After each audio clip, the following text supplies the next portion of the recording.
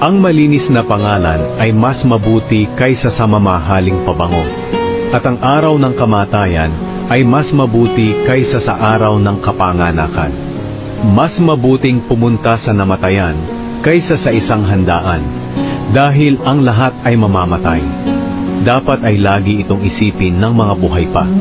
Ang kalungkutan ay mas mabuti kaysa sa kaligayahan, dahil ang kalungkutan ay nakakatuwid ng buhay ng tao.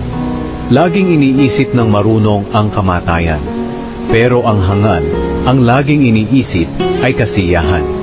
Mas mabuting makinig sa pagsaway ng marunong kaysa makinig sa papuri ng hangal. Ang tawa ng hangal ay parang tinik na pag iginatong ay nagsasalpikan ang apoy. Ito ay walang kabuluhan.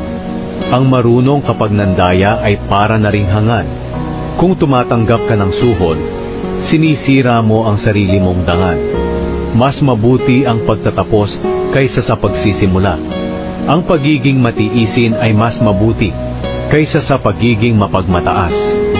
Huwag maging magagalitin, dahil ang pagiging magagalitin ay ugali ng mga hangal. Huwag mong sabihin, bakit mas mabuti pa noon kaysa ngayon? Dahil ang tanong na iyan ay walang katuturan.